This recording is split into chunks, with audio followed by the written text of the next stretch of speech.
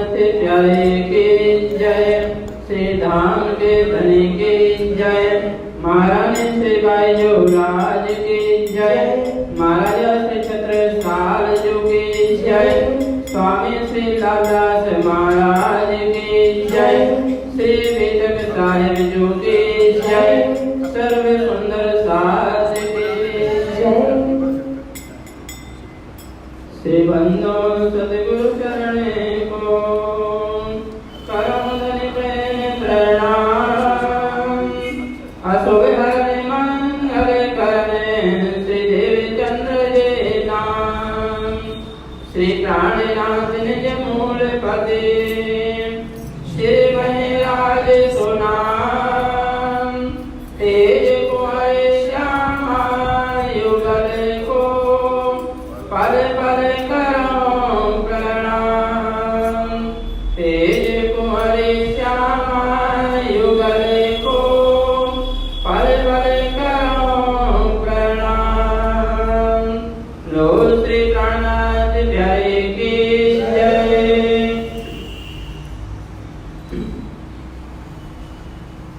श्री मामद कहे साथ जी, जिन पर हुआ महराज, सोखासन खासे उमद है, तन मार डाल हके काजे, तन मार डाल हके काजे।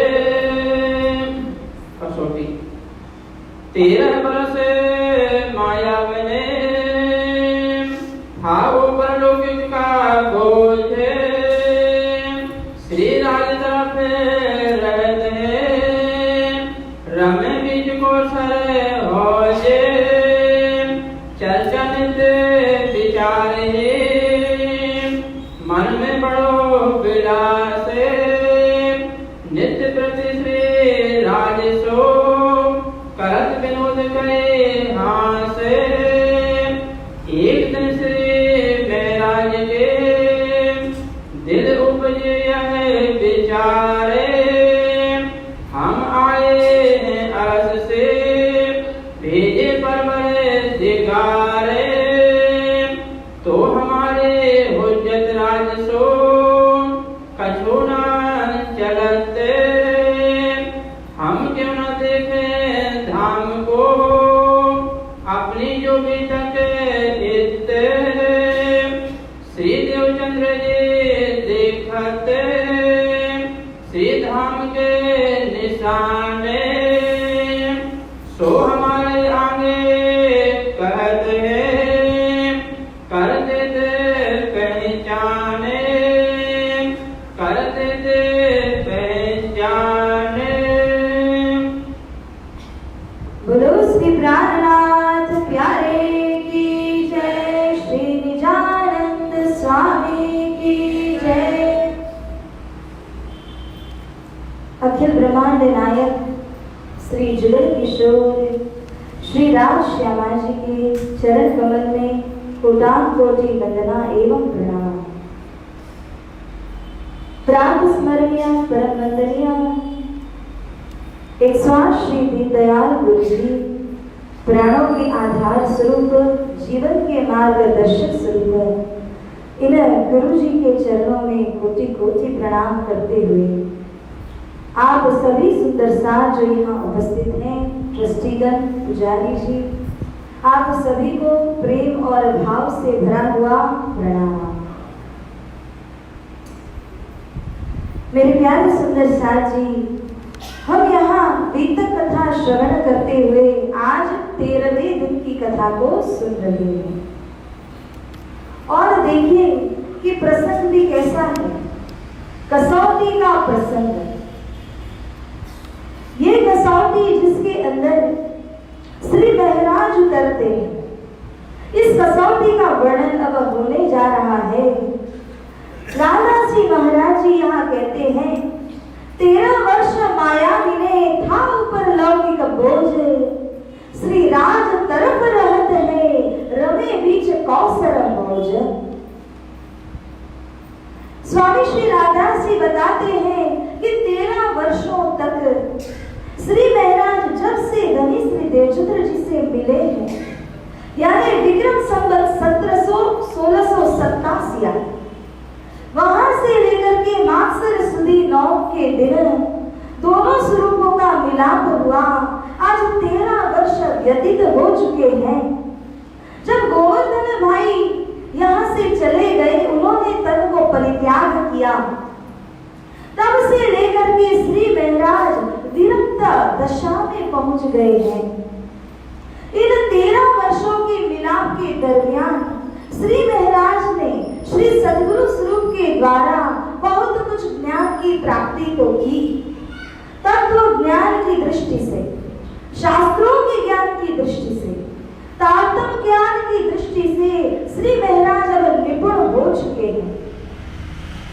और दूसरी ओर कहा जाए तो उन्हें जो मंत्री पद के लिए जितना भी पढ़ाई करना था वह भी अब समाप्त हो चुका है। तो दोनों ओर से अध्ययन और पढ़ाई के इसमें तो श्री महाराज अब निपुण बन चुके हैं। लेकिन तभी ही अक्षरातीत श्री राज जी ने यह सोचा कि श्री महाराज को अब जो ज्ञान दिया गया है थियरी के रूप में, उसको प्रैक्टिकल स्वरूप में भी बताया जाए।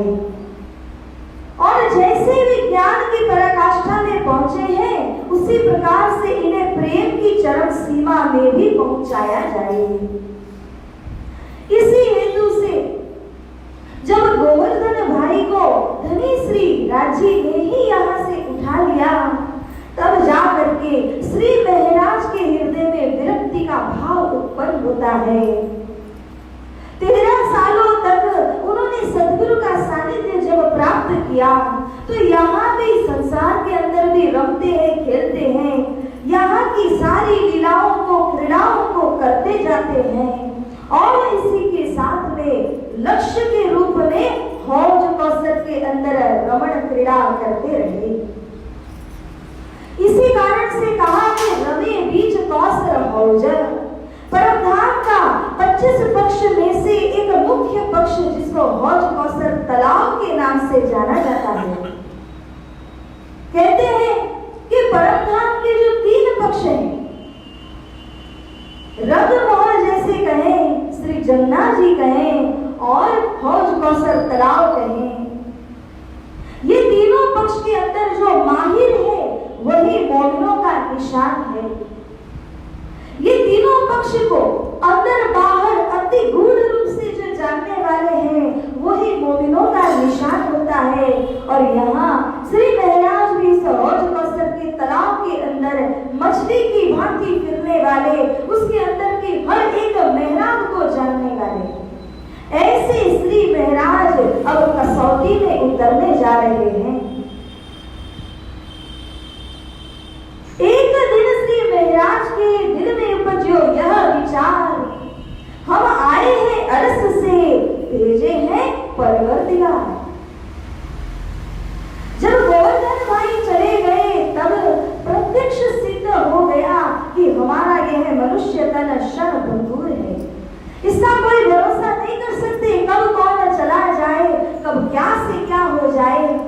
अब श्री महाराज के दिल में ये विचार उत्पन्न होता है कि अरे, जैसे बड़े भाई गोवर्धन इतनी छोटी उम्र में चले गए, कहीं मेरे लिए बुलावा आ गया तो मैं क्या करूंगा। क्योंकि कहा चिट्ठी आवे चाले तत्क्षण, जाए ते करता रुदन। चिट्ठी आती है ना ऊपर से, तो किसी का जोर नहीं चलता, रोते हुए चाहे हंसते हुए यहाँ से शरीर को छोड़ करके जाना ही पड़ता है।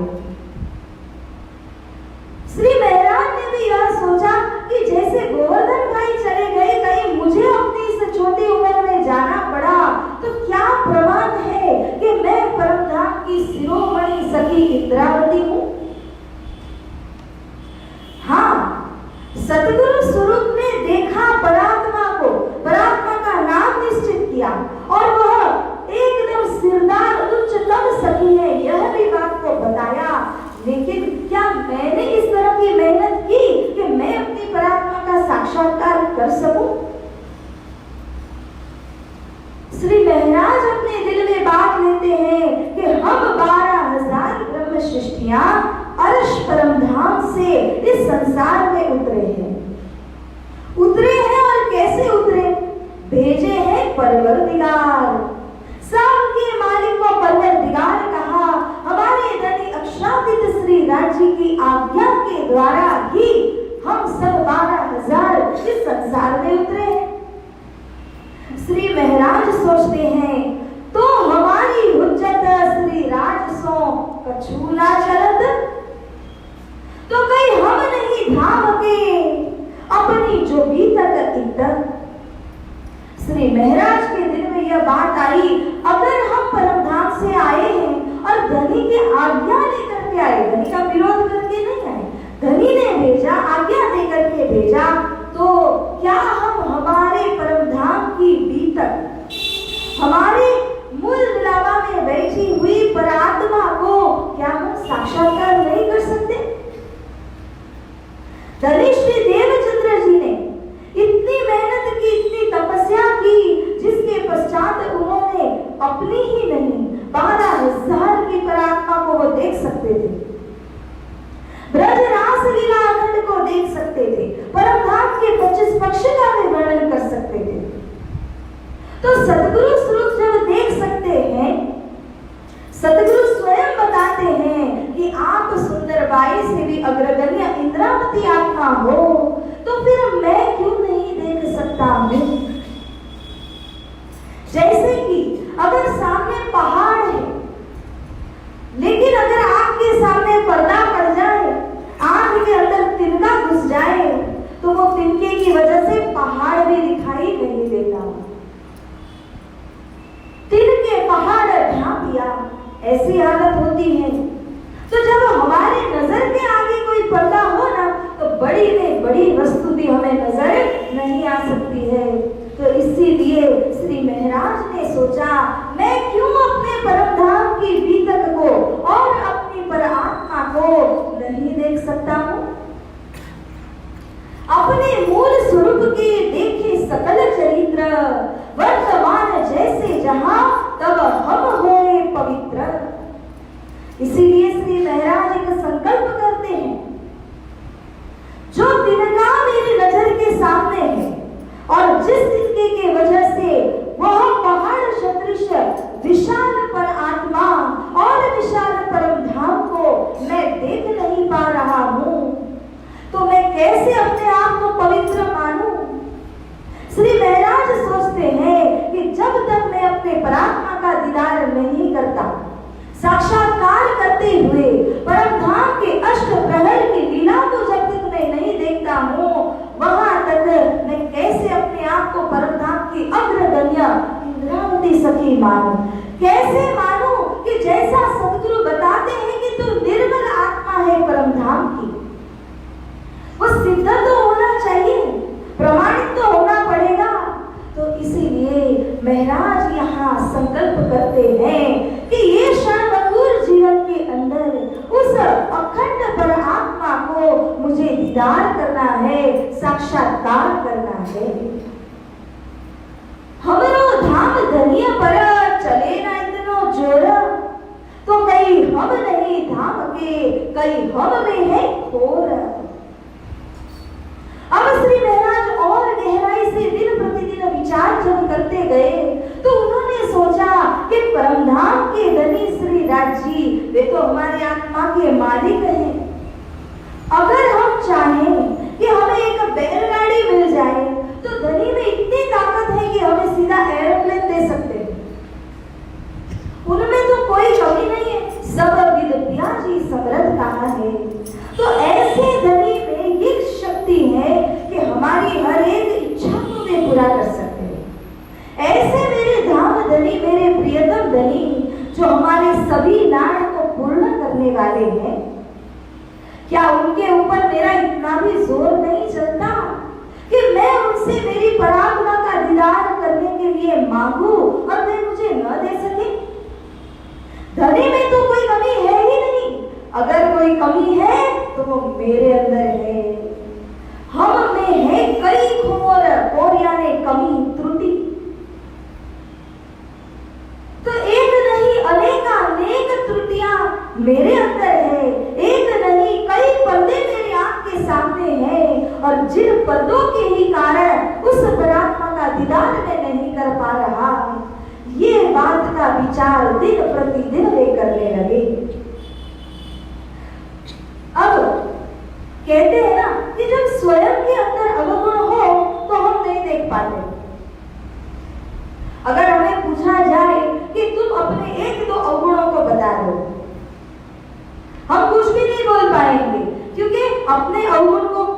अच्छा भी नहीं लगता और देखने में भी अच्छा नहीं लगता, दिखाई भी नहीं देते।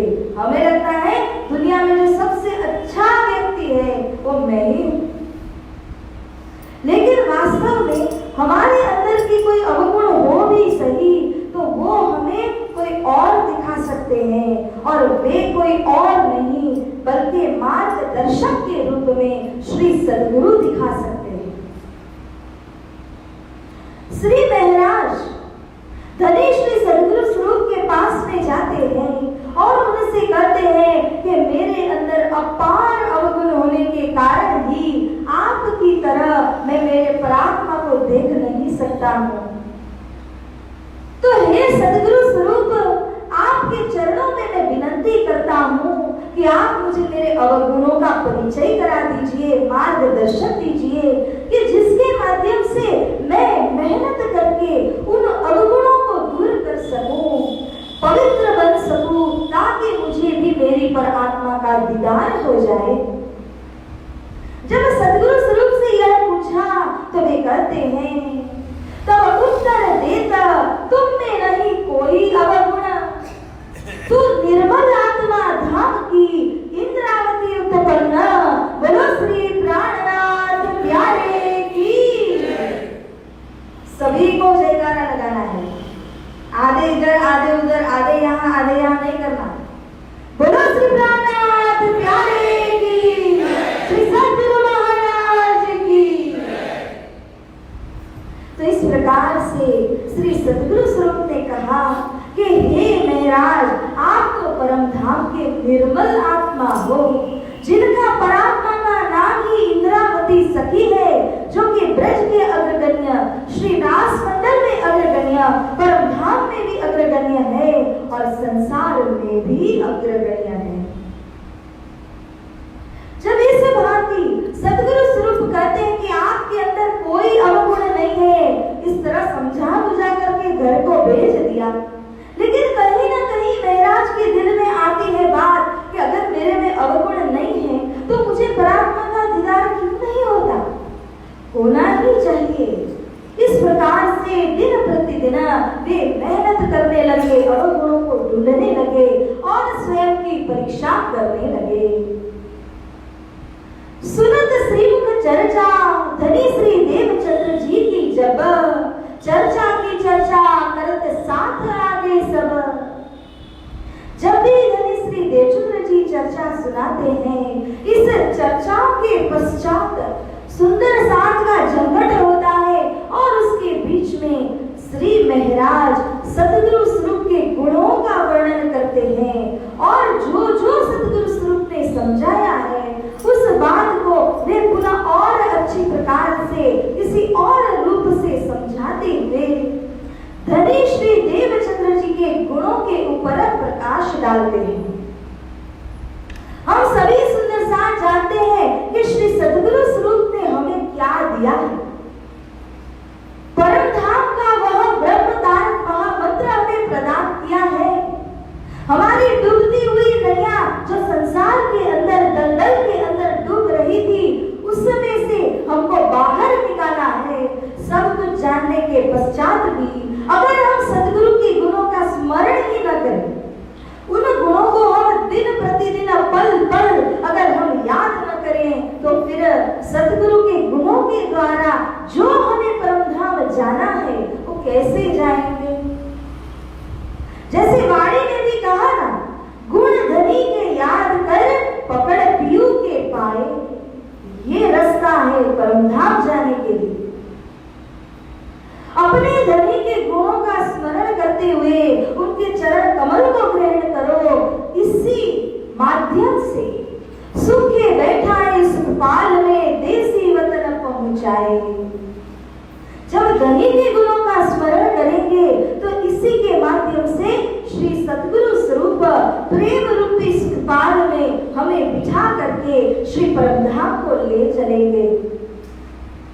तो धनी के गुणों को गाना है और इसीलिए यहाँ पर श्री इंद्रावती सखी अग्रगण्य बन करके सद्गुरु स्वरूप के गुणों का गान करती हुई सुंदर साथ को बताती है।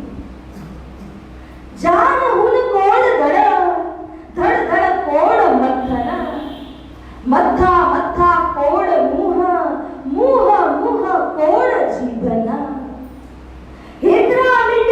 ही जा तांजे गुण गिनन, भाल तो ही जी इकड़ी तो के कीन पूजन। बहुत ध्यान से सुनने की जगह है सुंदर साथ जी। श्री महाराज सभी सुंदर साथ को समझाते हैं कि जिस प्रकार हमारे अंदर एक आत्मा है, उस आत्मा ने एक शरीर को धारण किया है। उस एक शरीर के साथ में या हम देखते हैं कि एक सिर लगा हुआ है। इस एक सिर के अंदर एक जुबान है, मुख एक है ना, और उस एक मुख के अंदर एक जुबान दी गई है। अब ऐसी रचना न हो करके असंख्य जुबानों के माध्यम से भी अगर जो हम धनी के गुणों का गान करेंगे ना, तभी भी धनी के गुणों को गान करके कभी पूरा नहीं हो सकेगा। श्री महाराज कहते हैं, हे सुंदर साथ जी, इस भाव को समझिए कि जैसे शरीर में एक सिर लगा हुआ है, उस एक शरीर की एक सिर की जगह अगर कई सिर होते ना, रावण को कितने थे? इसी प्रकार से हमारे शरीर के अंदर एक नहीं, 10 नहीं, असंख्य सिर हो जाते हैं। कल्पना करते जाना थोड़ा थोड़ा, असंख्य सिर हो जाते, और जिस एक एक सिर के अंदर एक मुखमंडल दिया गया है, उसकी जगह में कई असंख्य मुख दिए जाते। एक मुख के अंदर एक जुबान की जगह कई करोड़ों जुबानों को लगाया जाता, और उन सभी जुबानों के द्वारा मिलान करके धनी के सद्गुरु स्वरूप के एक गुण का गान करना है। कितने गुण? असंख्य जुबानों को मिला करके एक गुण का गान करना है, और वह भी कब तक? पूरे आयुष्य भर। जब से सद्गुरु को पहचाना, वहां से लेकर के अंतिम श्वास तक असंख्य इतने सारे जुबानों के द्वारा यदि हमें सद्गुरु के गुणों का गान करना होता, तो भी सद्गुरु स्वरूप ने किए हुए एक गुण का भी स्मरण, गुणगान हम नहीं कर पाते। बोलो श्री प्राणनाथ प्यारे की। श्री महाराज कहते हैं कि हे सुंदर साथ जी, इस प्रकार से हमारे सद्गुरु स्वरूप के कई अनंत गुण हैं, और ये अनंत गुणों को लेखा जोखा हिसाब यदि करने जाएं तो हम कैसे कर सकते हैं? स्वयं श्री महाराज ने इस संसार की सभी सामग्रियों को लेकर के जब सद्गुरु के गुणों का गान किया, गुण गिनने लगे, तो जितने गुण गिने उसके अंदर सामग्रियां पूरी हो गई, लेकिन उसके बाद भी पीछे मुड़ करके जब गुणों का भंडार देखा तो ज्यों का त्यों ही पड़ा था। बोलो श्री सद्गुरु महाराज की जय। ऐसे हमारे धनी श्री सद्गुरु स्वरूप के गुणों का कोई पारावार ही नहीं है, लेकिन हमें इसे समझना चाहिए। जितने गहराई से, जितने पवित्र मन से इसका विचार करते हैं, तो तब जाकर के सद्गुरु स्वरूप के गुणों को हम विचार कर सकते हैं, स्मरण कर सकते हैं। श्री इंद्रावती सखी का कहना है, दुष्ट अवेन दात जे अंतर जो अभ्यास, किंको कस्तूरिय जे काहे न लभे बास। वे क्या करते हैं? अगर कोई परमधाम के ब्रह्म सृष्टि होने का दावा देते हैं, केवल मुख से नहीं, उसको मन के द्वारा, वचन के द्वारा, कर्म के द्वारा भी ब्रह्म सृष्टि के जैसे गुण लेकर के दिखाना पड़ेगा। उस कठिन मार्ग के ऊपर चल करके दिखाना होगा। कहना तो सरल है कि हम भी ब्रह्म सृष्टि में हैं, हम भी परमधाम के हैं, हम भी धनी का ध्यान करते हैं, लेकिन जो ब्रह्म सृष्टि का आचरण बताया गया है वो कैसा है? बड़ा कठिन है, और यहाँ पर पवित्रता होकर के साधना करने की जरूरत है। इसीलिए इंद्रावती सखी कहती है, अगर कोई कस्तूरी होने का दावा लेता है और उस कस्तूरी के अंदर उसका सुवास ही न हो, तो वो कैसी कस्तूरी है? ब्रह्म सृष्टि होने का यदि कोई दावा ले और उसके अंदर ब्रह्म सृष्टि जैसे गुण ही न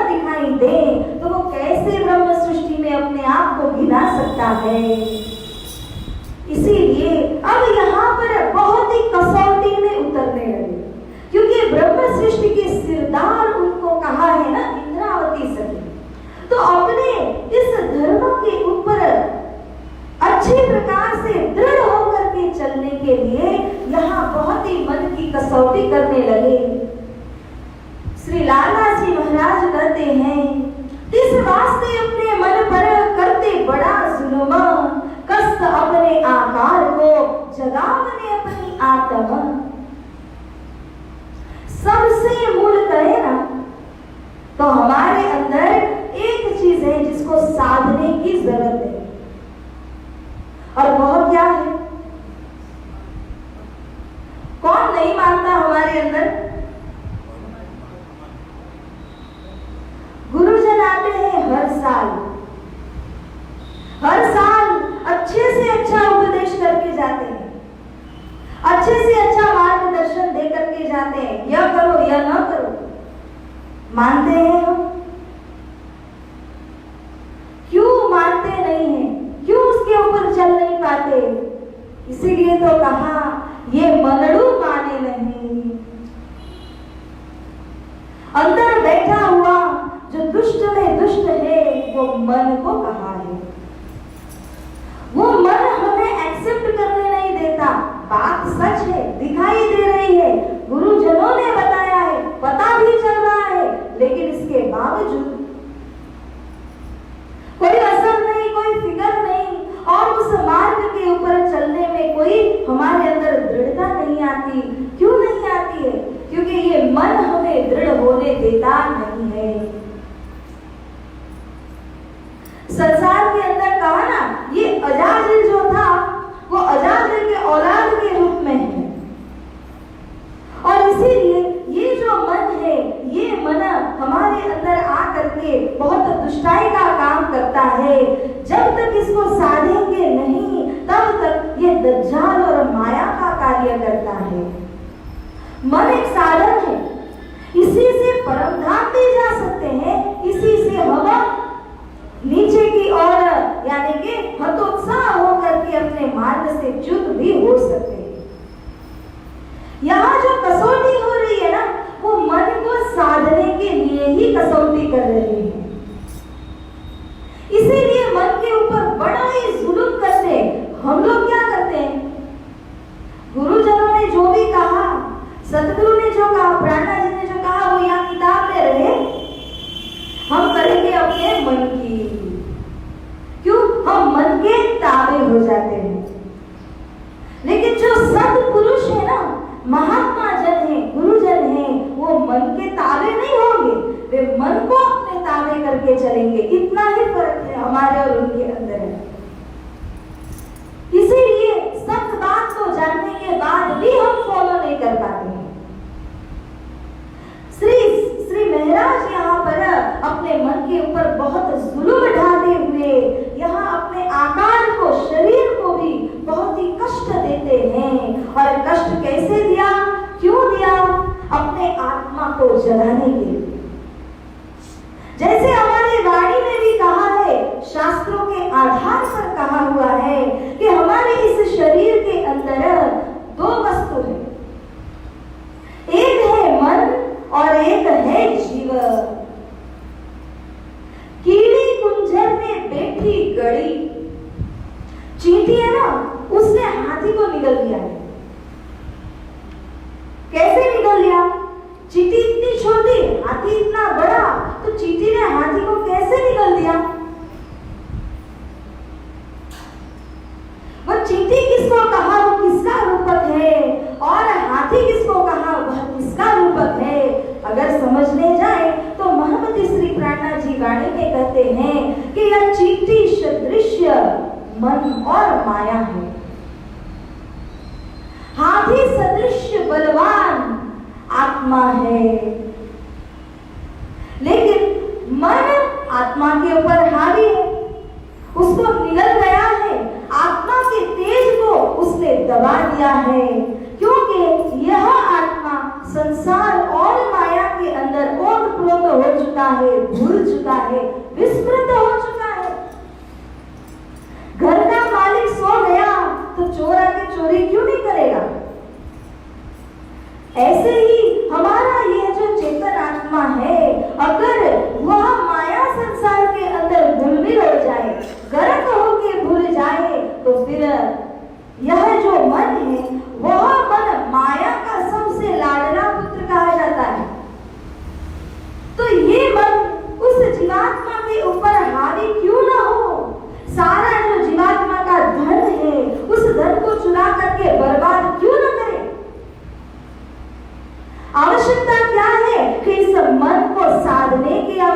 है और उस आत्मा को जगाने की आवश्यकता है। जब आत्मा जाग करके अपने कर्तव्य में चलेगा तो ये मन का जोर चलेगा नहीं, लेकिन जब तक आत्मा रूपी मालिक जागृत नहीं हो जाता तब तक वो मन अपनी मनमानी करता ही रहता है। और ये हम आप सबके जीवन में स्पष्ट रूप से दिखाई दे रहा है। इसी मन को साधने के लिए यहाँ पर श्री महाराज क्या करते हैं? उतरते आहार घटाइया रहिया पैसा भर दोए, बल घटा इंद्रियन का सुख चला आकार सोए। जो आहार वे ग्रहण करते हैं ना, हमारे लिए भी है। जो आहार हम ग्रहण करते हैं वो भोजन के माध्यम से शरीर को शक्ति मिलती है। ये भोजन से ही हमारा मन, हमारे शरीर के 10 इंद्रियां शक्ति को पाते हैं। इसी शक्ति के माध्यम से वे दौड़ा दौड़ करते हैं। श्री महाराज ने क्या किया? जितना भोजन वे ग्रहण करते थे उसको मान लीजिए 16 आना। अब 16 आना में से धीरे धीरे धीरे घटाते गए। एक के साथ घटा नहीं सकते, धीरे धीरे करते घटाते गए तो 16 आना में से कभी 14, 12 आना में ले आए। ऐसा करते करते 10 आना 8 आना कर दिया, धीरे धीरे ले जा करके 4 आना में पहुंचा दिया। यूं करते करते 2 आना 1 आना, अब कितना बाकी रहा? पैसा भर दोय। 1 आना का आधा ही रहने दिया। आहार जो था जिससे शरीर और इंद्रियों को शक्ति मिलती है दौड़ा दौड़ करने के लिए, वो आहार को घटा दिया। और इस घटाए हुए आहार के माध्यम से उन्हें कौन सी साधना करनी है? मन को पवित्र बनाने की साधना करनी है। आप भी सोचिए, जिस दिन हम उपवास करते हैं उस दिन आपका जो मन होगा ना, वो इस तरह से उछल करके संसार में जा नहीं सकेगा, क्योंकि उसके पास जो आहार से उसको शक्ति मिलती है वो शक्ति को वह प्राप्त नहीं कर सकता है। हाँ, ये बात और है कि उपवास के अंदर रोज से ज्यादा अगर कोई खाना खाए अलग अलग प्रकार बना करके तो वह उपवास नहीं होगा। सही मायने में अच्छी प्रकार से जिन्होंने उपवास किया और उस दिन अपने शरीर को खुराक नहीं दिया, तब आप अपने मन की स्थिति को ऑब्जर्व करना, देखना। रोज की भांति वह मन चंचल बंदर की तरह उछलता नहीं है, बल्कि वह जो मन है वो प्रभु भक्ति में एकाग्र हो जाता है। एक दिन का उपवास कीजिए और ये नोटिस करना तो ये जरूर होगा। इतना ही नहीं, यहाँ पर श्री महाराज जो कर रहे हैं वो 1 या 2 दिन के लिए नहीं है, हमेश के लिए कर रहे हैं। इस तरह धीरे धीरे आहार को घटा दिया। मन और इंद्रिय की जो शक्ति थी उस शक्ति को पूरी तरह से उन्होंने खींच लिया, ताकि ये इंद्रियां और ये मन अपने भक्ति के अंदर, अपने परम धाम के मार्ग के ऊपर में केंद्रित हो सके। यही है साधना का मार्ग। और इसी बीच में चर्चा कथा भी श्रवण करते हैं। जब धनी देवचंद्र जी की चर्चा को सुनते हैं तब क्या हो रहा है कि नैनो नीर जरत है। ब्रज का वर्णन, रास का वर्णन होता है। ब्रह्म सृष्टियों के लिए वह स्वयं की लीला है, अपनी ही बीतक है। इस बीतक को जब वे श्रवण करते हैं तब उनकी आंखों से झरझर करके आंसू बहने लगते हैं और वे सद्गुरु स्वरूप के चरणों में आकर के विनती करते हैं, हे सद्गुरु स्वरूप मुझे संभालिए, मुझको आशीर्वाद दीजिए। इस प्रकार करते करते 1 साल 2 साल से भी अधिक व्यतीत हो चुका है। ये साधना कितनी चली? अब से लेकर के 1-2 साल तो पूरे हो चुके और भी साधना करनी बाकी है, क्योंकि जब तक उस मन को पूरी तरह परमधाम में एकाग्र नहीं कर लेते तब तक ये साधना पूरी नहीं होगी। तब घर के भूषण कोई रहा स्त्री के पास, सो भी चित्त में अवगुण आया दिल में खास। अब धीरे धीरे क्या होने लगा, वो मन शांत तो हुआ। शांत मन कभी कभी उछलता है। कहाँ उछलता है? जब कोई वस्तु को देखे ना, ये मेरी है, यह मेरा है, यह मेरा है, तो मेरा मेरा मेरा करते हुए वो मन उछलने लगता है। श्री महाराज जहां कहीं अपना मन लगे वो वस्तु को लेकर के सतगुरु स्वरूप के चरणों में निछावर कर देते हैं। ये कृष्णार्पण हो चुकी है। सतगुरु स्वरूप के चरणों में अर्पण हो चुकी है। अब ये वस्तु मेरी नहीं रही। हे मन, तू कहां लगेगा? जब इस प्रकार से करते हुए गए तो अंतिम में जो अपनी स्त्री फुलबाई थी, फुलबाई के पास में जो वस्त्राभूषण थे, उन्हें मन कहां गया? वो वस्त्राभूषण में जाकर के कहता है कि अरे ये तो स्त्री के आभूषण है, ये भी मेरे हैं। ये भी अवगुण के रूप में भासने लगे। श्री महाराज ने वो सारे आभूषणों को लेकर के वह भी कृष्णार्पण कर दिया। अब मन कहां लगेगा ये देखना चाहते हैं, क्योंकि ये मन को लगाना कहां चाहिए सुंदरसा जी? राज्य के चरणों में चित्त को लगाना है। मन को कहां लगाना है?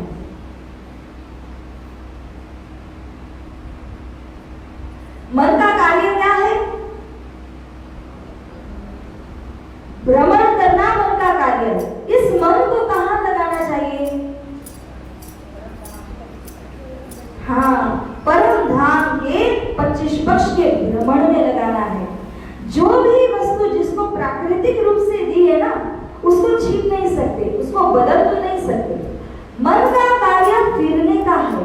मन का कार्य है वह संकल्प विकल्प के अंदर हमेशा फिरता रहता है।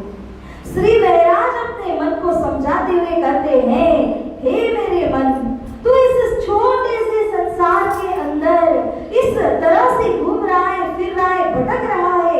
इस संसार को तू छोड़ दे। हे मेरे मन, विशाल परमधाम 25 पक्ष का इलाका है। उन परमधाम 25 पक्ष के अंदर तुझको भ्रमण करना चाहिए। ऐसा अपने मन को समझाते हैं और ये मन को वहां धीरे धीरे एकाग्र किया। अष्टप्रहर 64 घड़ियां अपने मन को 25 पक्ष परम धाम में लगाने की साधना की है। रास्ते से भी जब गुजरते हैं, कोई व्यक्ति उनके सामने से आते हैं, तभी भी हाथ में माला लेकर के चलते हैं, नीचा नयन करके वहां से गुजर जाते हैं, किसी से बात नहीं करते। अपनी जो साधना है उसके अंदर किसी भी प्रकार का हस्तक्षेप उन्हें नहीं देते। अब ऐसा करते करते कई दिन हो चुके हैं, वो मन बड़ा शांत हो चुका है। लेकिन ये शांत मन के पीछे भी कोई कारण है। अब उस मन की और कसौटी करनी है, परीक्षा करनी है।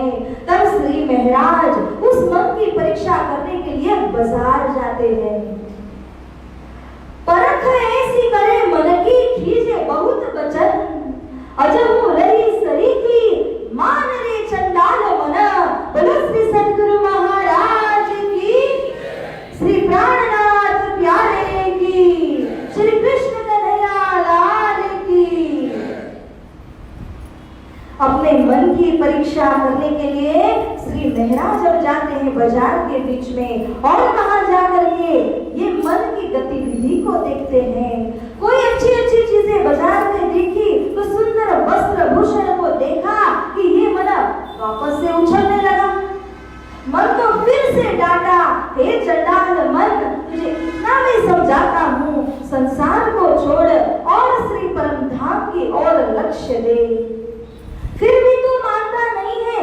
इस साधन के अंदर, इस संसार के अंदर तू घूम क्यों रहा है? अब देखिए, ये जो साधना है ना, वो हर जीव के लिए शक्य नहीं हो सकती। परम धाम की निर्मल आत्मा के लिए संसार को छोड़कर परम धाम के 25 पक्ष में एकाग्र होना, केंद्रित हो जाना, ये उन्हीं का लक्षण है।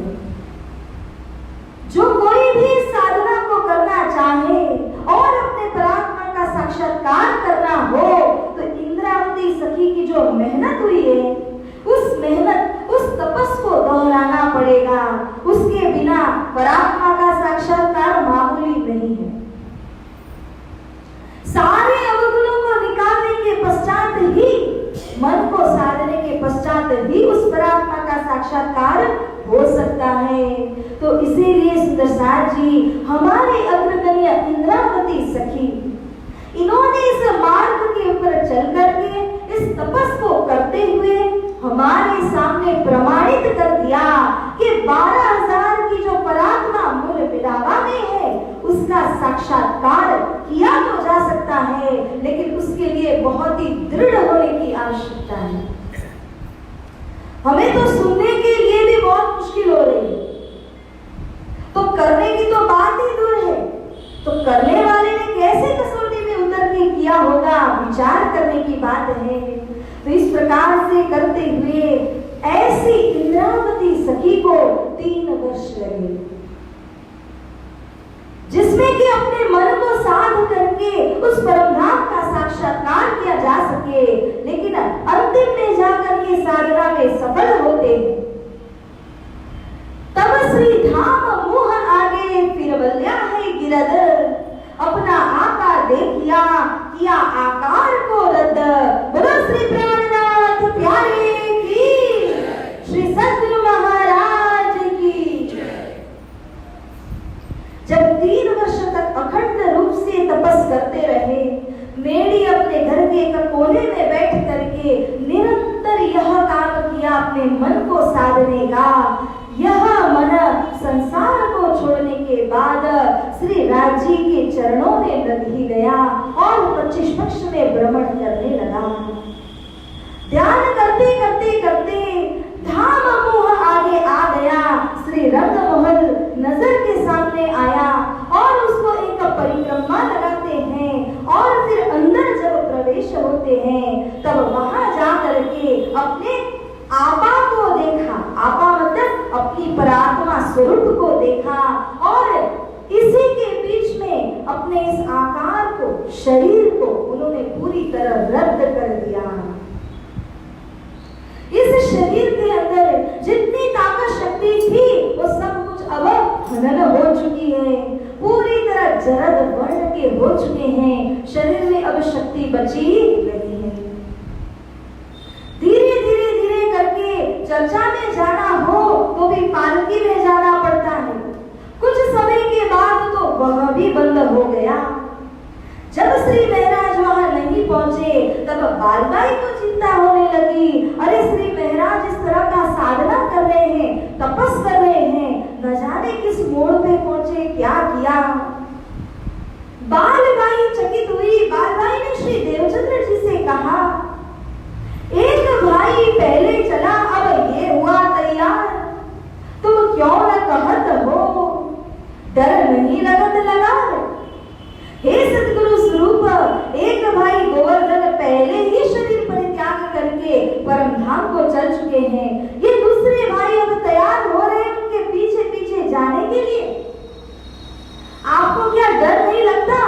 आपका सभी भविष्य जो है वो सब श्री महाराज के हाथों में है, उन्हीं के माध्यम से सारा प्रचार होने वाला है। तो क्या आपको इस बात का डर नहीं लगता है कि अगर महाराज चले गए तो इस धर्म का प्रचार कौन करेंगे, कैसे करेंगे? तो हे सद्गुरु स्वरूप, आप उनको यहाँ पर बुलाइए, बात करके उनको समझाइए। श्री महाराज को संदेशा भेजा गया और पालकी में बैठ करके जब महाराज का यहाँ पर आना हुआ, तब श्री देवचंद्र जी ने पूछा, क्या है तेरे मन में? तुम देखो, मैं क्यों न देखूं, सो क्यों न होए मुझसे। जब यहाँ आए, सद्गुरु स्वरूप ने पूछा कि हे महाराज, इतना कठोर साधना क्यों कर रहे हैं आप? तुम्हारे मन में क्या है? श्री महाराज कहते हैं कि हे सद्गुरु, आप अपने परात्मा को देख सकते हैं, यहाँ तक कि अन्य ब्रह्म सृष्टियों की परात्मा को भी आप देख सकते हैं, मैं क्यों नहीं देख सकता? यदि मैं उसी परम धाम की हूँ तो मुझे भी मेरी परात्मा को देखना चाहिए, क्यों नहीं देख सकता? धनी श्री सद्गुरु स्वरूप ने यहाँ उत्तर दिया,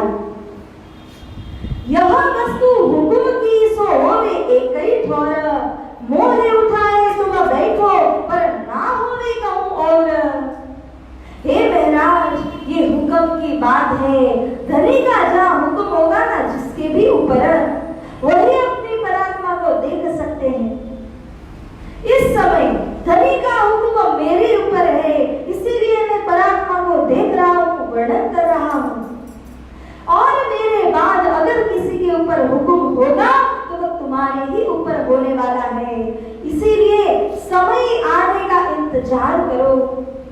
लेकिन श्री महाराज, जिन्हें लगता है कि सद्गुरु के गादी में बैठने से परात्मा कैसे दिख सकती है, समवित पियाजी समृद्ध है। जो जब साधना करे उसे उसकी साधना का फल मिलता है, धनी तो उसको जहां पर भी परात्मा का साक्षात्कार करा ही सकते हैं। इसीलिए श्री महाराज को लगा कि मेरे धनी तो मुझे जहां भी परमधाम का साक्षात्कार कराएंगे, सद्गुरु की गादी मिले ऐसी मेरी कोई अपेक्षा नहीं है। किसी बीच में बाल-बाई और सद्गुरु मिल करके महाराज को समझाते हैं कि हे महाराज, अगर तुम मुझको अपने धाम का धनी देखते हो, तुम पलक मारे बिना मेरे ही परिक्रमा करते रहोगे, मेरे ही गुणगान करते रहोगे, ये सब जो साधना करना है वो तुम्हारा अपने आप छूट जाएगा। श्री महाराज ने कहा कि मुझे ब्रजलीला वर्णन सुन करके आंखों में अश्रु आते हैं। सद्गुरु ने कहा कि वह जो स्वरूप है, यदि तुम्हारी आस्था उसमें है तो तुम उसी का ध्यान करो, लेकिन तारतम्य ज्ञान के माध्यम से अगर तुम समझते हो तो वही स्वरूप रासलीला खेलने के पश्चात कृष्ण रूप में आकर के मेरे अंदर में विराजमान हुए हैं। इस तरह की कुछ बातों का खुलासा होता है। महाराज ने यहाँ बताया नहीं कि मुझे परात्मा का साक्षात्कार हो चुका है। अगर बता देते तो उनकी जो साधना है वो यहीं पर रोक दी जाती। और अब महाराज के दिल में ये आया है कि मुझे न केवल परात्मा देखनी है, बल्कि अब उस परात्मा के अंदर जागृत हो जाना है। यही है प्रेम का प्रभाव। जहां प्रेम आगे हो जाता है ना, ज्ञान शून्य बन जाता है। वास्तव में महाराज भी जानते हैं कि सद्गुरु का सभी पूरा भविष्य उनको दिया गया है, तो अगर वे परात्मा में उठ जाएंगे तो यहाँ प्रचार प्रसार की जिम्मेवारी कौन लेंगे? लेकिन परात्मा में उठने के लिए उनको जो प्रेम था, उसी के कारण उन्होंने इस बात को जाहिर नहीं किया कि मैंने परात्मा का साक्षात्कार कर लिया है। अब इस प्रकार से 3 वर्ष तक हो रही साधना के बाद यहाँ सद्गुरु स्वरूप और बाल-बाई मिलकर के विचार करते हैं, अगर महाराज इसी प्रकार साधना में लगे रहे, उनके शरीर की अवस्था को देखकर लगता नहीं है कि ज्यादा समय वे टिक सकेंगे।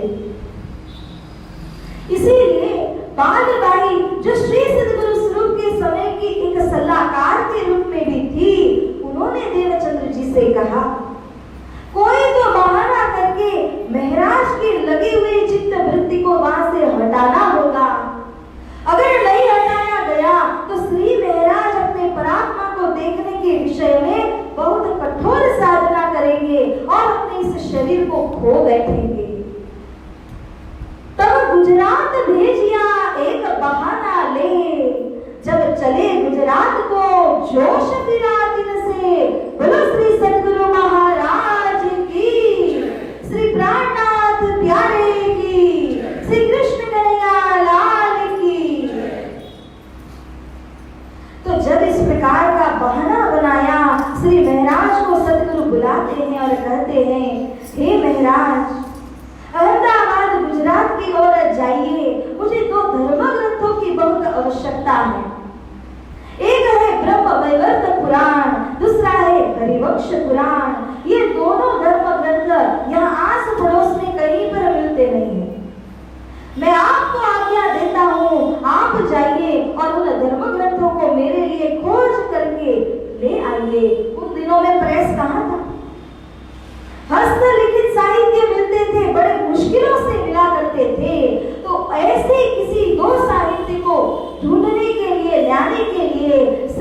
सतगुरु स्वरूप ने महाराज को आज्ञा दी और महाराज गुरु आज्ञा करियसी सतगुरु की आज्ञा का पालन करने के लिए अब जाते हैं गुजरात अहमदाबाद।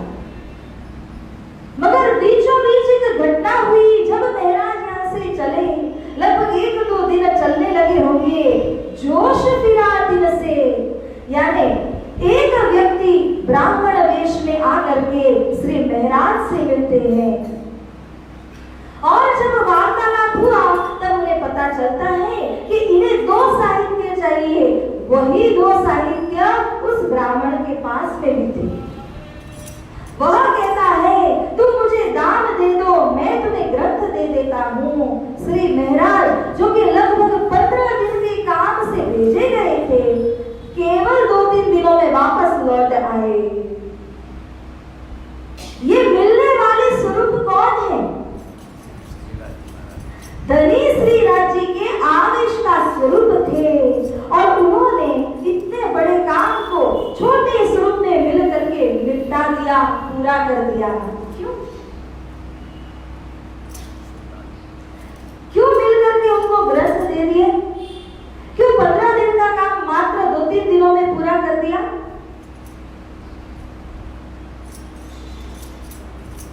ध्यान देना, जब यहाँ से श्री महाराज वापस जाते हैं सतगुरु स्वरूप के पास में, ये धर्म ग्रंथ मात्र 2-3 दिनों में दे दिए। अब बाल भाई और सतगुरु समझ ले, क्यों धर्म ग्रंथ यहाँ दे दिए ना, उसके बाद पुनः अपने घर मेड़ी में जा करके राज राज राज राज राज वही माला को जपते जा रहे हैं। जो साधना में 3 वर्ष से लगे हैं, उसी साधना में रात दिन लग गई। ये संकेत है, ये संकेत इस बात का है कि श्री महाराज को कोई 15 दिन के काम से बाहर भेजेंगे तो उनकी चित्त वृत्ति संसार में लगेगी नहीं। लंबे काम से भेजा जाए तब उनकी चित्त वृत्ति परम धाम से हटाकर संसार के कार्यों में प्रवृत्त की जा सकती है। बड़े आश्चर्य की बात है कि जिनकी चित्त वृत्ति लग जाती है उनको परम धाम से या संसार में लाना पड़ता है, और जो संसार के अंदर गर्क हो चुके हैं उनको यहाँ से चित्त वृत्ति संभाल करके कितना मेहनत करके परम धाम में लगाना पड़ता है। मगर कार्य कारणवश, क्योंकि श्री महाराज के ऊपर भविष्य की जिम्मेदारी थी, इसीलिए अब एक बड़ा कार्यक्रम सोचा जाता है जिसमें कुछ वर्ष लग जाएंगे। और बड़े काम से जब महाराज को भेजा जाए तो उनकी चित्त वृत्ति संसार में पुनः लग जाए और आगे वे भविष्य को सार्थक बना सके। इसीलिए अब उनको अरब यात्रा पर भेजने का आदेश सतगुरु स्वरूप ने दिया। कार्य कारण ये हुआ कि वहां अरब के अंदर गांधी जी के बड़े भाई जो कि खेता भाई थे, वो खेता भाई कई वर्षों से गए थे, व्यापार करने को गए, बहुत धन कमा करके संग्रह कर लिया, लेकिन कभी भी वापस आए नहीं थे और न तो कभी चिट्ठी पत्र व्यवहार कुछ भी नहीं, पूरी तरह माया में डूब चुके थे। बालबाई और श्री देवचंद्र जी ने विचार किया कि क्यों न श्री महाराज को अरब भेजा जाए, क्योंकि एक काम से 2 बड़े कार्य संपन्न हो जाएंगे। एक तो श्री महाराज को कार्य लगा देने पर उनकी चित्त वृत्ति जो है वह संसार के अंदर वापस आएगी, और दूसरा ये कार्य होगा कि यहाँ जो खेता भाई ने इतना धन संग्रह किया था वो सारा धर्म में लग सकेगा, जैसे गांधी भाई का धन लगा हुआ था। इस प्रकार से सोचते हुए धनी श्री देवचंद्र जी ने महाराज को बुलाया, आदेश देते हैं कि हे महाराज, आप अरबस्तान को जाइए और वहां जाकर के गांधी भाई के जो बड़े भाई हैं खेता, उनसे मिलाप कीजिए। हम आपको चिट्ठी पत्र लिख करके देंगे, उसको ले जाइए, वहां पहुंचाना, उनको ढूंढ निकालना और समझा बुझा करके धर्म सिद्धांत प्रस्तुत करके उन्हें भारत ले आना है। हो सकता है कि जैसे गांधी जी भाई बड़े सेठ तो है ही और परमधाम के भी निकल गए, अंकुर परमधाम का है। हो सकता है कि खेता भाई में भी परम धाम का अंकुर हो, तो हे महाराज आप जाएंगे तो दो कार्य हो जाएंगे। मैं अन्य किसी शिष्य को भेजूंगा तो वो खेता भाई को समझा के धन तो ले आएंगे, मगर केवल धन की आवश्यकता नहीं है, खेता भाई को जगाने की आवश्यकता है। और ये कार्य मेरे लिए केवल आप ही कर सकते हो हे महाराज। सदगुरु स्वरूप ने जब इस प्रकार इनको समझाया, तब बालूबाई का पत्र, गांधी जी भाई के हाथों से लिखा हुआ पत्र, खेता भाई के धर्मपत्नी हीरबाई के हाथों से लिखा हुआ पत्र और स्वयं श्री सदगुरु ने लिखा हुआ पत्र, ये चार पत्र को लेकर के श्री महाराज अर्थ यात्रा के लिए अब तैयार हुए। वो राज करने का वो जो साधना था वो छूट गया, संसार के कार्य में प्रवृत्त करना पड़ा। संवत 17 से तिलोत्तरे मिले, हुक्म हुआ श्री राज, गांधी जी भाई के काम को तुम जाओ श्री महाराज। विक्रम संवत 1700 जब गोवर्धन भाई ने तन छोड़ दिया, तब से लेकर 3 वर्ष की साधना चली। 1703 का वर्ष आता है, तब जाकर के अरब को भेज देते हैं सदगुरु स्वरूप, और महाराज यहाँ पर तैयार हुए गांधी भाई के बड़े भाई खेता भाई को मिलने के लिए। सो शोभा हो ये तुमको, यदि खेता भाई जागृत हो जाते तो इस बात की शोभा किन्हें प्राप्त होती? 7 समुद्र पार जाकर के वहां खेता भाई से मिलना, धर्म संदेश उनको देना, इस बात की शोभा श्री महाराज को प्राप्त हो जाती। इसीलिए सदगुरु ने उनको समझा करके तैयार किया। लेकिन उस समय यहाँ की तरह फ्लाइट नहीं मिलती, नाव के मार्ग से जाते हैं। माह और फागुन के जो महीने होते हैं उसमें पवन अनुकूल होता है, और जो यदि पवन अनुकूल हो तो 40 दिन में नाव से यात्रा तय करके अरब को पहुंचा जाता था। इसीलिए अब श्री महाराज तैयार होते हैं। वहां पर जब जाके पहुंचे तब ढूंढ निकाला खेता भाई कहाँ पर है, और खेता भाई के साथ में मुलाकात करते हैं। तब चारों पत्र जो लेकर के आए थे वो खेता भाई को दिया। धीरे धीरे अपने आने का जो कार्य कारण था उसको भी समझाने लगे, और जब मौका मिलता है तब श्री महाराज ने बातें कही। श्री तारतम की बातें कही बहुत तक, उनको छाटा न लागही, सब कही अपनी बीत तक। बोलो श्री प्राणनाथ प्यारे की। जब श्री महाराज ने तारतम संबंधी बातों को खेता भाई के आगे बताया, लेकिन कोई असर नहीं है। गांधी भाई के अंदर जैसे श्रद्धा भी थी, अंकुर भी परमधाम का था, लेकिन खेता भाई के अंदर वो बात नहीं थी। न तो अंकुर है न ही श्रद्धा है। महाराज ने सब कुछ बताया कि हे खेता भाई, आप ही के भाई गांधी भाई के घर में धनी देवचंद्र जी लीला कर रहे हैं, और रात दिन बहुत ही परमानंद वहां पर बरस रहा है। ऐसे आत्मानंद का अनुभव करने के लिए आप भी चलिए। अब यहाँ क्या रखा है? इतना धन तो बटोर चुके हो, और कितना बटोरना है? किसे देने के लिए इतना कमा रहे हो सके तो अपना जीवन धर्म के ऊपर कुर्बान कीजिए। ये जो धन आपने संग्रह किया है, गांधी भाई की तरह ही इस धन को धर्म के ऊपर समर्पित कर दीजिए। तो तारतम संबंधी जो सारी बातों को बताया, पर एक छाटा भी उनको लगता नहीं है, और इसी कारण से यह खेता भाई श्री महाराज को समझाते हुए कहते हैं, हमारी नष्ट धरनी है ऐसी, परमार्थ में लगे न तैसी, के यह गिरे जाए जन के माही, कहीं होए भस्म अग्नि के ठाही, के यह जाई राज गरमाही, रहे पाप पापी गरमाही। बोलो श्री प्राणनाथ प्यारे की, श्री सद्गुरु महाराज की। खेता भाई के अंदर का विवेचन देखिए। अपने धन के विषय उन्होंने महाराज से कहा, जैसा धन गांधी भाई के पास है, धन तो मेरे पास भी बहुत है, लेकिन मेरी दरवी, मेरा धन नष्ट है। नष्ट क्यों है?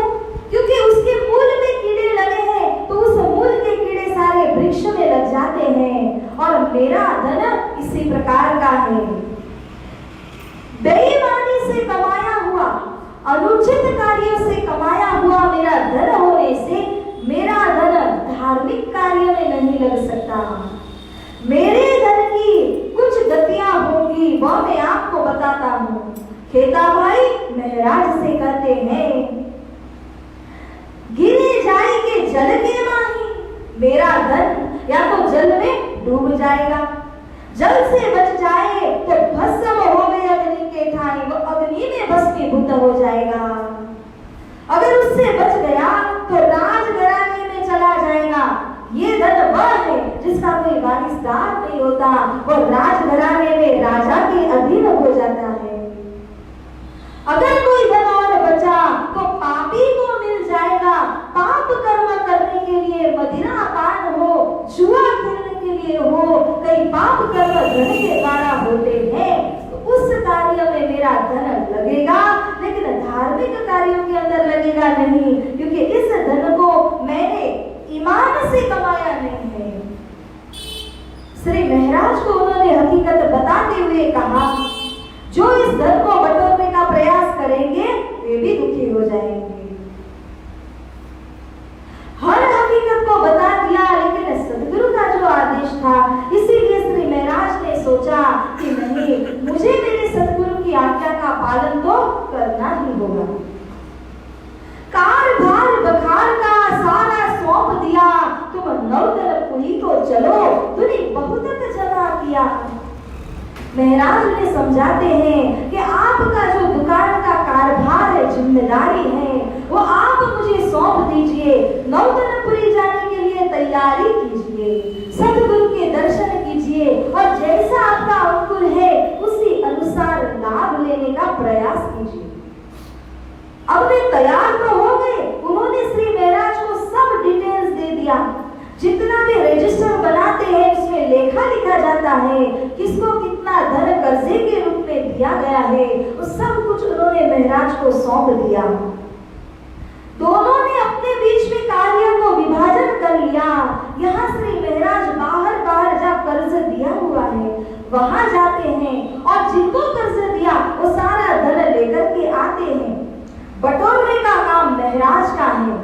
ला करके जब उन्होंने यहाँ पर खेता भाई को दिया, तो खेता भाई उसी धन को भारत के अनुकूल बना दे।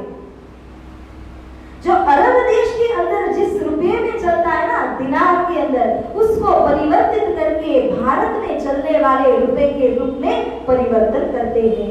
इस तरह से दोनों ने अपने कार्य को यहाँ बांट लिया, और ऐसा करते करते 4 वर्ष परवारते रहे बराबर। जब खेता पहुंचा अपने ठौर, मौत हुआ तब। बोलो श्री प्राणनाथ प्यारे की, श्री सद्गुरु महाराज की। किसी के शरीर का कोई भरोसा नहीं हो सकता। जब 4 वर्ष तक वहां रहे, इस तरह से धन बटोर रहे थे। महाराज कुछ दिनों तक बाहर जाते, ले आते, फिर यहाँ रहते, फिर बाहर कहीं और जाते थे। एक बार श्री महाराज तो बाहर ही बाहर थे। उस समय में सारा माल बता यहाँ पर पड़ा हुआ था गोदाम के बीच में, जो जमा किया था 4 वर्षों में। और एकाएक जब खेता भाई तब छोड़ करके धाम चल बसे, तब खेता तो अपने ठौर पहुंच गया। अब तक जागनी तो नहीं हो पाई थी, सदगुरु के दर्शन तो नहीं किए थे, कुछ एक बातें सुनी, वो भी अंदर नहीं उतरी थी। चिपटे घड़े छाटो न थाई की तरह थे। घड़ा यदि चिकनाहट से बड़ा हो तो पानी अंदर उतरेगा नहीं।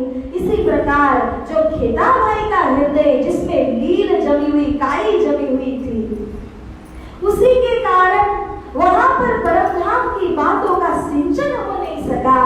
सुना तो सही उन्होंने, तो खेता भाई ने तन छोड़ दिया। और इसी के साथ श्री महाराज जब बाहर से आए, तब देखा कि कि गोदाम के ऊपर मोहर लग चुकी है, सील ठोक दिया गया है। मालमता बखार पर हुई हाकिम की मोहर। वहां का जो हाकिम था, अधिकारी था, उसने सारा मालमता गोदाम में था उसके ऊपर सील लगा दिया। क्यों?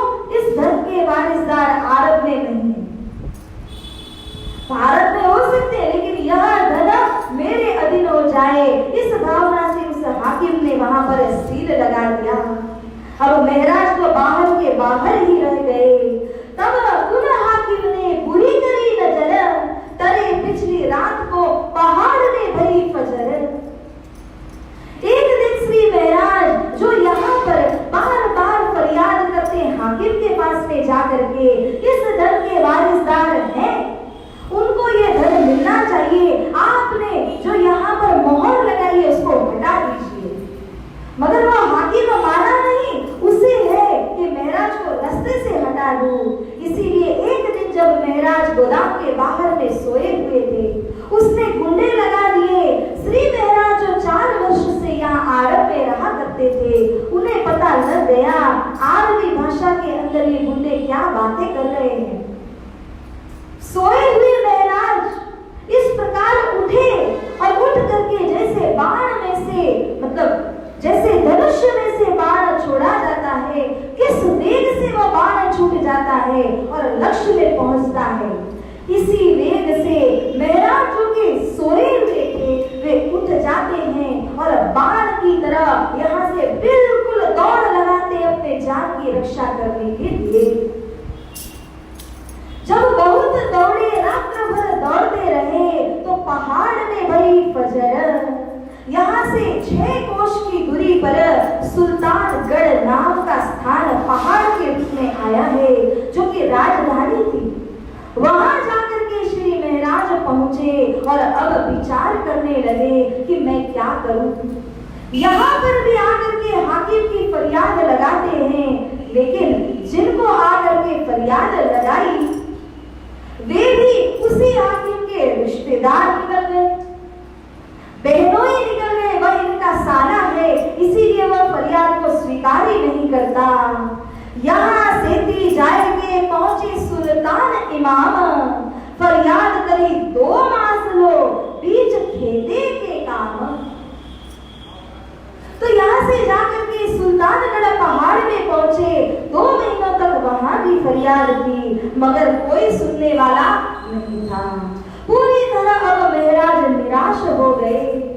सुंदर साथ जी, इसी से पता चलता है जीवन के अंदर हमें, जैसे खेता भाई को देखिए, बहुत बड़ा उदाहरण है। जितना धन कमाया कुछ भी ले सके, कोई साथ नहीं गया, खाली हाथ जाना पड़ा। उनके पीछे या महराज भी परेशान हो गए, क्योंकि उस धन के ऊपर भी मोहर लगा दी गई। कहा ही था ना कि ये राजघराने को प्राप्त हो जाएगा। तो सुंदर साथ जी, इसी के साथ में एक धुन लगाएंगे और पश्चात आगे प्रसंग को सुनेंगे। हमें जीवन में क्या करना चाहिए, इसी बारे में यहाँ पर धुन लगाते हैं। हमें राज क्षमा कहना है, जब तक रहना है। हमें राज क्षमा कहना है, जब तक रहना है। हमें राज क्षमा कहना है, जब तक रहना है।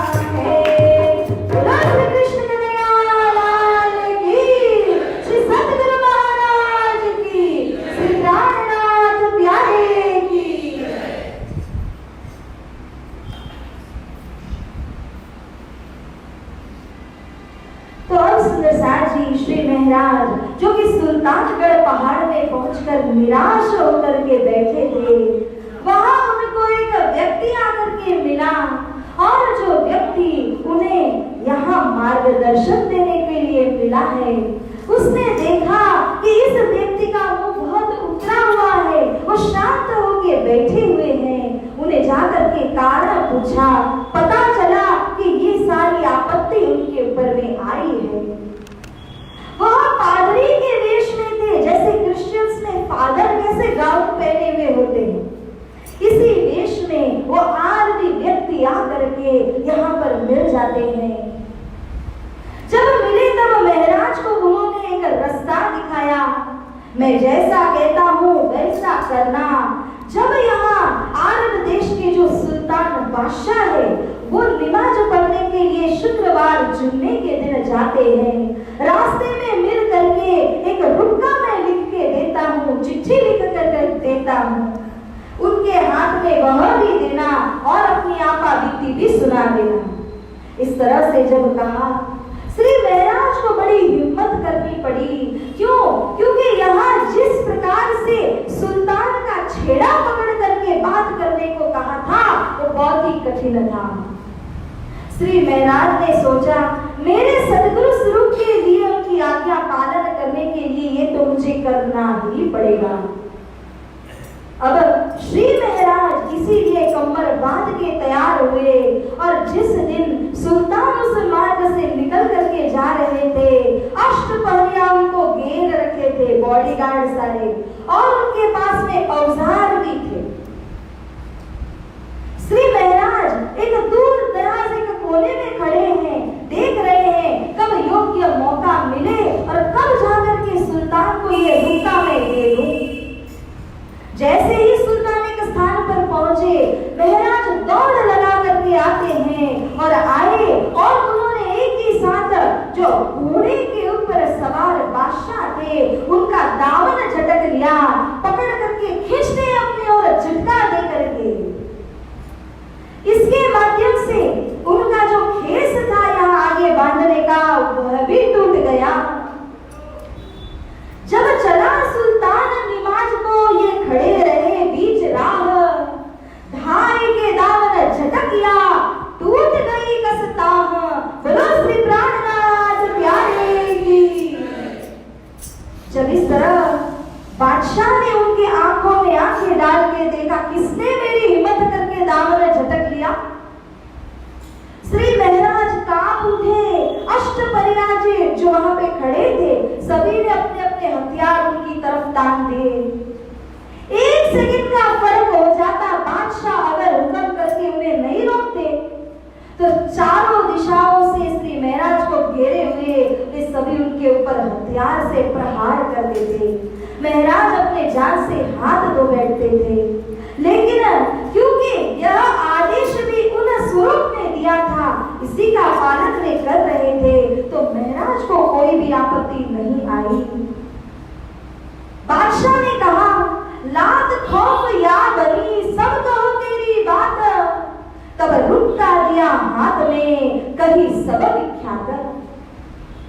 बादशाह कहते हैं कि हे पुत्र, लात खौफ बनी यानी पुत्र को कहते हैं, और उन्होंने बताया लात खौफ डर मत, हे पुत्र हे बच्चे डरना नहीं, जो तुम्हारे दिल के अंदर की बात है वो मुझे कहो। इसी बात को सुनकर श्री महाराज को हिम्मत आई, जो रुक्का में लेकर के गए थे उसके हाथ में थमा दिया।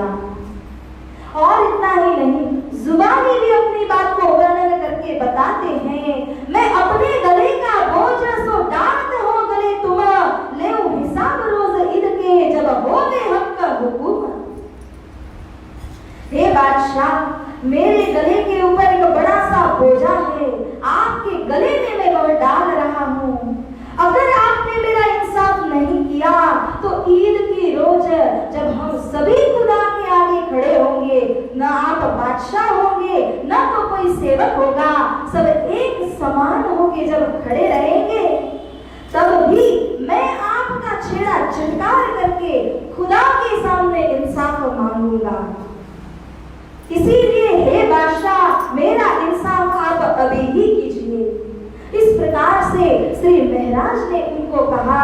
बादशाह इसका जवाब देते हैं, इंसा अल्लाह ताला रोज ईद के तब लेव दामन झटक के, तब कहता है बादशाह ये कलाम दुर्लभ है बहुत रोज कयामत। बोलो श्री प्राणनाथ प्यारे की। बादशाह ने जब ये बातें सुनी, ईद के दिन खुदा के सामने मिलने की जो बातें कही, उसे सुनकर के बादशाह ने समझ लिया। वो कुरान के ज्ञाता थे, उन्हें पता है ये जो कलाम यानी वचन कहे हैं वे बड़े ही दुर्लभ वचन हैं। कयामत के समय में कोई पुरुष आएंगे, ऐसे वचन कहेंगे। कुरान में जो लिखित था उन्होंने प्रत्यक्ष रूप में यहाँ पर महाराज के मुख से जब सुना, तब बहुत प्रसन्न हुए महाराज के ऊपर। और वे श्री महाराज को कहते हैं कि अगर मैं जीवित रहा, कल के दिन अगर मैं तख्त के ऊपर में बैठूंगा तो सर्वप्रथम आपका इंसाफ में करूंगा। इस प्रकार कहते हुए आश्वासन दिया। छेड़ा झटका अपना देख तरफ खुदाए, ये शुगन मोहे कबहू किन्हु ना सुनाए। श्री महाराज के हाथ में उनका छेड़ा अभी भी पकड़ा हुआ था, थर थर कांप रहे हैं। उसने अपना छेड़ा छुड़ा लिया, महाराज को शांत किया। परवरदिगार को प्रार्थना करते हैं कि ये शख्स जो है, इन्होंने जो शुक्र मुझको सुनाए वो आज दिन तक मुझे किसी ने भी सुनाए नहीं है। मैं एक तुमको ना कहता, पर मुझ पर हुआ जुल्म, मैं बहुत भटका तब फरियाद करी आगे तुम। श्री महाराज ने भी यहाँ पर कहा, माफी मांगते हैं, मैं इतना आपके साथ गैर सुलूक नहीं करता कि आपका दामन पकड़ के मैंने बीच चौराहे में झटकार दिया, लेकिन मैं क्या करूं, मुझे इंसाफ चाहिए और मेरा इंसाफ कोई करने वाले यहाँ पर मुझे नहीं मिले हैं। इंसा अल्लाह ताला रोज ईद के तब लेव दामन झटक के। इसीलिए जब श्री महाराज ने ये कहा, अब बादशाह जवाब देते हैं कि यदि कल के दिन पर मैं सिंहासन के ऊपर आसीन हो जाऊंगा तो अवश्य मैं तुम्हारा इंसाफ सबसे पहले करूंगा, क्योंकि तुमने खुदा का दावा लिया और खुदा के नाम से तुम इंसाफ मांग रहे हो। इस तरह का दावा आज तक किसी ने पहले मेरे आगे नहीं लिया था। वो तो गया निवाज को आए अपने घर, ये संवाद हो चला। महाराज अपने ठौर में आ गए और वह जो बादशाह थे वे निवाज को चले गए। दूसरे दिन ढंढेरा पिटाया, चौकीदार को याद करके भेजा, उस शख्स को ढूंढ करके लाओ जिन्होंने मेरा दामन झटका था। और तब चौकीदार पुकारते हुए ढोल पीटते हुए जाते हैं, महाराज को बुलाते हैं, लेकर के बादशाह के पास में जब पहुंचाया तब वहां पर भी संवाद होने लगा। उचित स्थान देकर महाराज को वहां पर बिठाया गया एवं बादशाह ने बहुत सत्कार भी किया। वे खुश थे कि इन्होंने खुदा का दावा लेकर के मुझसे इंसाफ मांगा है।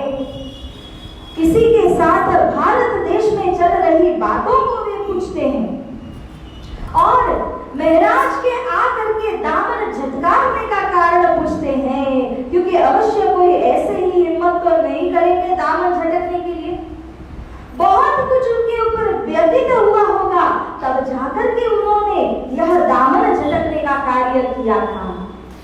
श्री महाराज देख रहे हैं कि पीछे उनका हाकिम शेख शल्ला खड़ा था, जिसने 2 महीने तक फरियाद को नहीं सुना, और इसीलिए महाराज को ये रास्ता अपनाना पड़ा। वो पीछे खड़ा खड़ा थर थर कांप रहा था। उसे लगा अभी मेरा नाम बता देंगे तो बादशाह मेरी क्या हालत करेंगे। गाड़ी मंत्री कटी परवान तीर्ण बेदे हाथ निशान, क्योंकि वहां की प्रथा ऐसी थी, अगर कोई भी बेईमानी करता है उसे एक खड्डा खोद करके मैदान के बीचों बीच में उसका शरीर आधा जमीन में गाड़ा जाएगा और आधा शरीर ऊपर को छोड़ा जाएगा। चारों ओर मैदान में से तीर से उसको छलनी कर दिया जाएगा। त्याग न कर दे। ऐसा कठोर नियम होने से महाराज उनकी जान बचाते हैं, उनका नाम नहीं दिया। महाराज ने कहा कि अरे मैं तो यहाँ नया हूँ, मुझे यहाँ के तौर तरीके पता ही नहीं, इसीलिए मैंने आकर के दामन झटकारा। लेकिन राजा को जो दो आंखें आगे हैं तो पीछे भी होती है। वे समझ गए अच्छी प्रकार से इसे बचाया जा रहा है, महाराज उन्हें नुकसान देना नहीं चाहते और भी खुश हुए कि ये तो खुदा का बंदा मेरे यहाँ आया है। और जो जो बातें उन्होंने कही उससे उन्होंने श्री महाराज की बड़ी प्रशंसा की। बादशाह हुकुम कर देते हैं कि इनका एक एक वस्तु वहां के हाकिम लौटा दें। चौकीदार के साथ में एक पत्र का व्यवहार करके भेज दिया।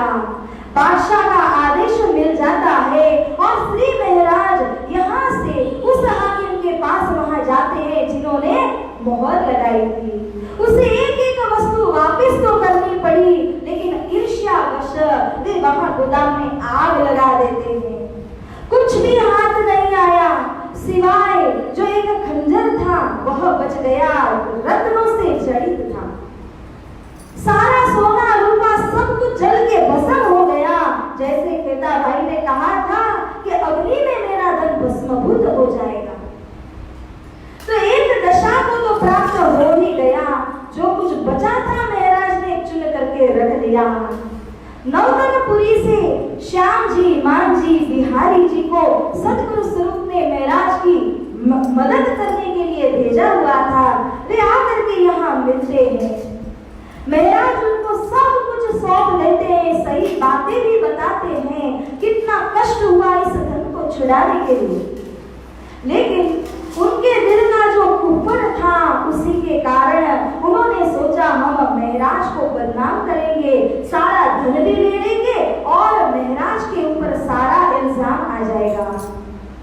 वे जब यहाँ से भारत को गए तो बीच रास्ते में बहुत ही विवाद हुआ उन तीनों के बीच में। श्याम जी और बिहारी जी ने कहा कि हम इस धन को ले लेंगे। मान जी राजी नहीं हुए।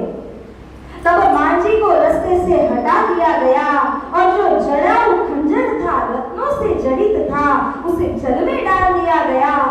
मांझी उसको जैसे बचाने गए उनको जल में धक्का देकर के गिराया गया।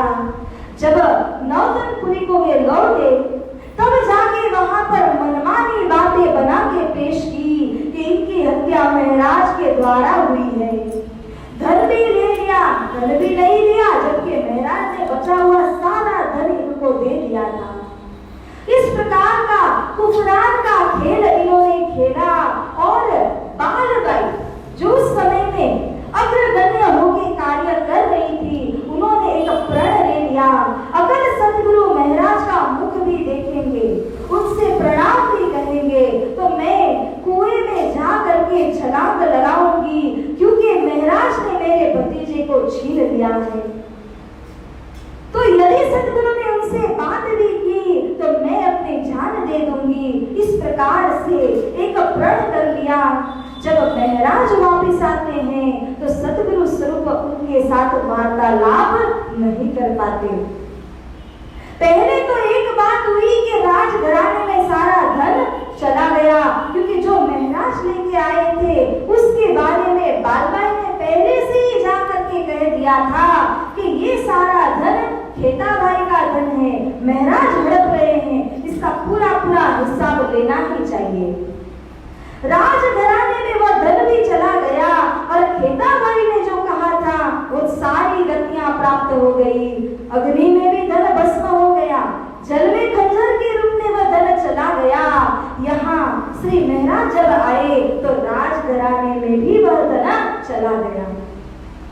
इस तरह खेताबाई का जो धन था वह तो हाथ नहीं लगा, लेकिन यहाँ सतगुरु और श्री महाराज के बीच में एक दरार सी हो गई। सतगुरु को पूरा विश्वास है कि महाराज कोई गलत कार्य कर ही नहीं सकते, लेकिन बालबाई के कारण उन्हें यहाँ मुख फेरना पड़ा। तो इस प्रकार माया का जो प्रथम युद्ध यहाँ पर छिड़ गया। और सुंदरता जी कैसे श्री महाराज इस परिस्थिति का सामना करते हैं, इसको और गहराई से हम आने वाले रोज प्रसंग में सुनेंगे। तो इस तरह से 5 वर्ष आरब में बिताते हैं। 1708 के साल में भारत को वापस से लौट जाते हैं। संवत 17 से अध्योत्तरे हुआ ये मजबूर, सब सामा गई रावण में जिनके लिखी अंकुर। सारा सामान राज दरबार के हवाले हुआ, जैसा जिनका अंकुर था उसी मुताबिक हालत भी हुई। तो सुंदर साथ जी आज के प्रसंग को यहाँ पर ही विराम देंगे और फिर नौतनपुरी के अंदर जो लीला हुई इसके बारे में कल श्रवण करेंगे।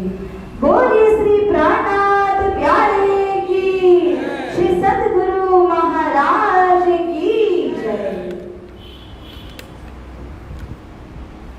बोलो श्री प्राणनाथ प्यारे की जय। श्री महमद कहे साथ जी, श्री महमद कहे साथ जी, ये नौतनपुरी के बीतक, ये नौतनपुरी की बीतक, याद करो इन समय को, याद करो इन समय को, शोभान देव सब सके, शोभान देव सब शक, शोभान देव सब सके, शोभान देव सब शक। बोलो श्री प्राणनाथ प्यारे की जय, श्री सद्गुरु महाराज की जय, श्री कृष्ण कन्हैया